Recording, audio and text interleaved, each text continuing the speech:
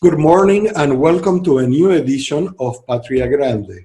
Here with me, Juan Carlos Pocho Salcedo. Good morning, Pocho. How are you? Good morning. It's a pleasure to be with you, with the team, and of course with our audience here in the Hudson Valley, in New York, and Connecticut, and across the world, wherever they get to listen to this podcast. That's it. And today we are starting the month of July, and in a couple of days we'll have the independence of the United States.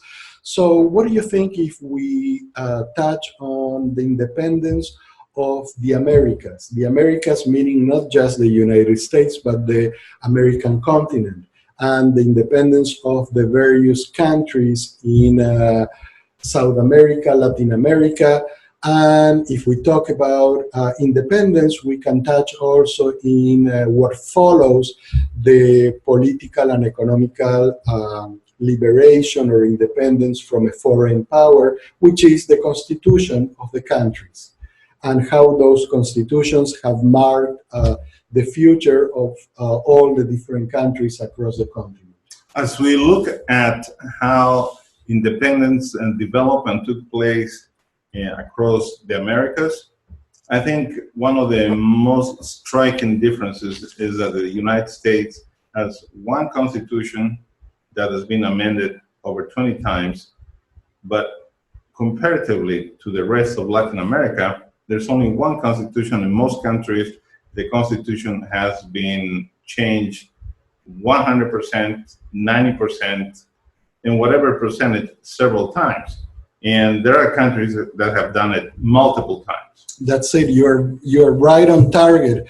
Look that from all the countries around the world, the four countries that have changed their constitution more often since independence are located in South America. For example, Dominican Republic. 32 times they changed their constitution. Venezuela, 26 times they changed their constitution. Haiti, 24 times. Ecuador, 20 times. Brazil, 12 times. And the music in the background is just accentuating this fact that the countries... It's really dramatic. It's dramatic. The countries in South America, every now and then, change their constitution. And that has, to my knowledge or to my belief, a tremendous impact in the lives of the people and in the way those countries behave and evolve through time. And as you say, the Constitution of the United States has stayed with some modifications, amendments, but has stayed as the spine in our body, right? That is what holds us together. Okay. Well, I think I'm going to try to argue for having multiple constitutions, with not very easy, but there might be some good reasons. Countries that have modified the constitutions, they have modified the constitutions primarily because they thought at that time that the way the country was organized was not responding to the needs of the people. So therefore, in order to implement policies that will allow development, at least that's how it was justified, they envisioned new constitutions. And sometimes they were done for the right reasons, and sometimes were done not for the right reasons. But one thread in common is that many of the legal, much of the legal framework of Latin America has been transplanted either from France, from Germany, from Italy, and has been brought into Latin America by very several means. And always there was a constitution, there was a legal framework, a penal code, a civil code, administrative code, and you name it, that was divorced of the reality of the nation. In the ground. It was a copy, yes. It's interesting because most of the constitutions of the South American countries are a copy of the North American Constitution, and they start the same, "We the people," and then they follow with all the articles and everything. And I give you, I give you that sometimes changes want to reflect the reality of the people living in different places. But I believe that over the last 2 centuries, right, in most of the countries in South America, the constitutions have been changed, replaced, and changed to satisfy only the selfish interests of certain political and economical classes that wanted to perpetuate themselves in power. And they devised the means through changing the constitution to achieve that goal. Exactly. Completely different in the United States, at least until recent times, until the 20th century. Let's leave the 21st century aside because we are entering into a totally new realm currently. But yes, it's a big difference. And let me mention just one of the things that one of the writers of the North American Constitution, James Madison, stated when writing the Constitution, that the Constitution was only valid if the institutions that were created by the Constitution were given the necessary strength and independence, the separation of powers, the judicial power, the executive power, the legislative branch, strong branches, each and one of them. Well, you've been touching pretty hot issues because although the constitutions in Latin America may reflect or may not reflect the reality on the ground, the adherence to the constitutions, even the constitutions in Latin America, is pretty weak because the institutions are weak. Totally agreed. Therefore, constitutionally, it is almost like impossible to make arguments without facing a brick wall of, well, why this part of the Constitution doesn't apply. Well, in reality, it doesn't apply because in reality, it doesn't reflect the needs of the people. Now, the executive branch in Latin America has grown from day one into being so powerful because it was based on caudillismo, on unipersonal leadership at large. The strong men in Latin America that decimated everything. From the time of the colonies. Strong men, in a sense, were the ones that fought the wars of independence. But after the countries were liberated from Spain, strong men across the different regions of this vast continent remained strong in the regions, and no one of them wanted to lose the power that they had. Right. And that started breaking down that union. In the United States, we have that United States, the colonies united, although a very tremendous civil war was fought after the declaration of the Constitution and the independence, but it was solidified, the United States. In South America, you had the three big regions of South America with the Virreinato del Río de la Plata that included what today are the countries of Chile, Argentina, Uruguay, Paraguay, Bolivia, and portions of southern Peru. You had the stronghold of the Peruvian Andes, Alto Peru, and Vice Royalty, yes. Right, and what was later on the Great Colombia. Right. All of them were broken down, right, after the independence. after the Declaration of Independence and after everybody started to have their own constitution, which in fact is the same constitution. There's no difference really among the various constitutions. But yes, that broken down like a puzzle where you suddenly, instead of having the big picture, you have a lot of smaller pictures in front of you. Right. And unfortunately, we have operated in Latin America based on the small picture.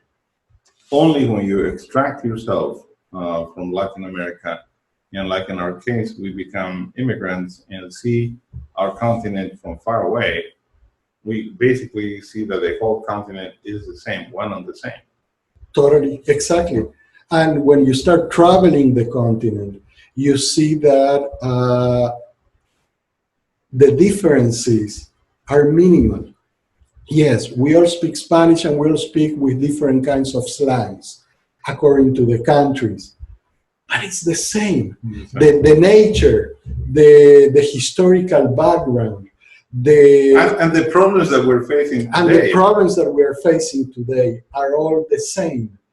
The only difference is that by being broken down into so many different countries, we became weak over the centuries instead of being strong. And you can see that in the negotiations, in the trade agreement conversations that so frequently are being done between, for example, the United States in the north and all the countries in the south. How different it is, for example, when if we have to talk about trade relations, if I sit here with you, both of us face to face, it will be difficult if we have different positions, but we might arrive at something that is good for both of us.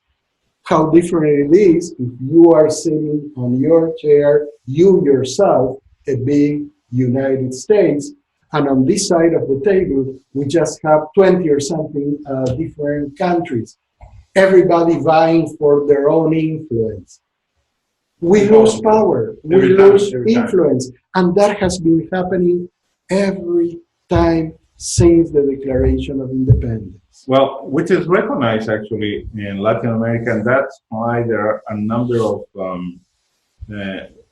internal agreements, the Mercosur agreement, the Andean Pact agreement, the UNASUR, et cetera, some of them good, some of them not as efficient, because at one point there came the realization that somehow we have to be able to approach problems together and resolve them together.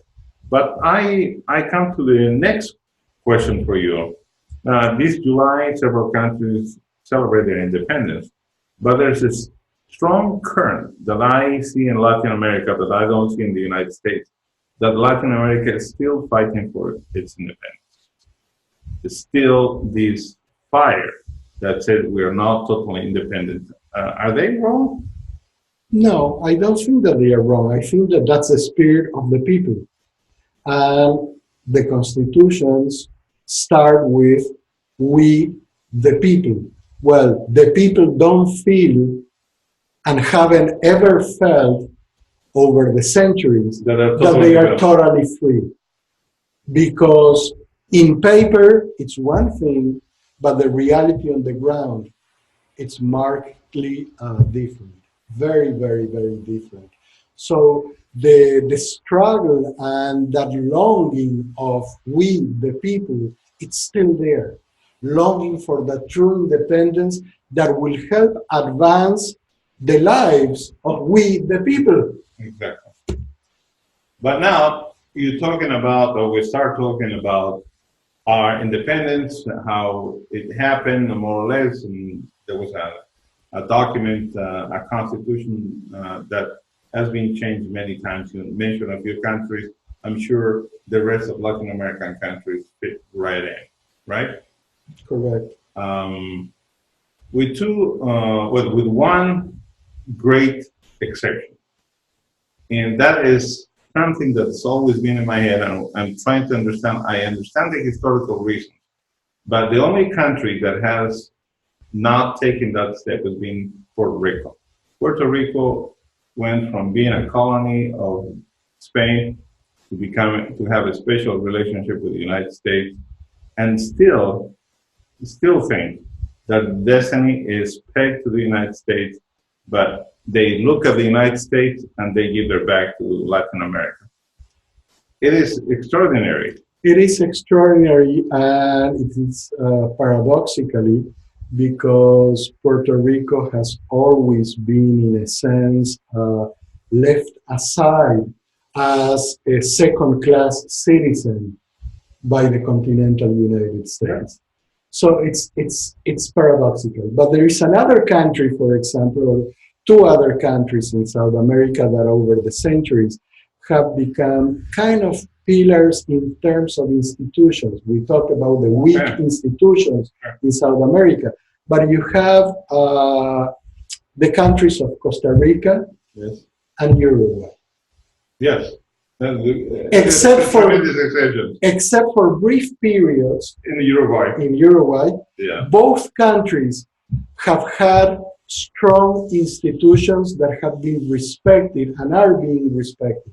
Costa Rica being the only country that after a revolution, the leader of the revolution decides that, and it's written in their constitution, to dissolve the military and to only have a police force, because they come to the realization that spending money in education was more important than spending money in guns. And it has served well Costa Rica over 2 centuries.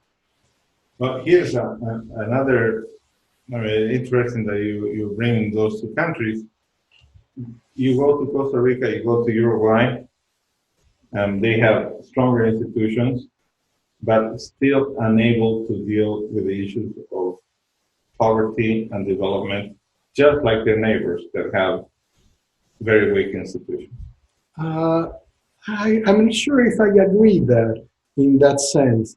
Yes, poverty is an issue everywhere, even here in the United States. We know that poverty we're talking about degrees. Very strong. Well, there are poverty segments of the population here that are struggling and living in the streets.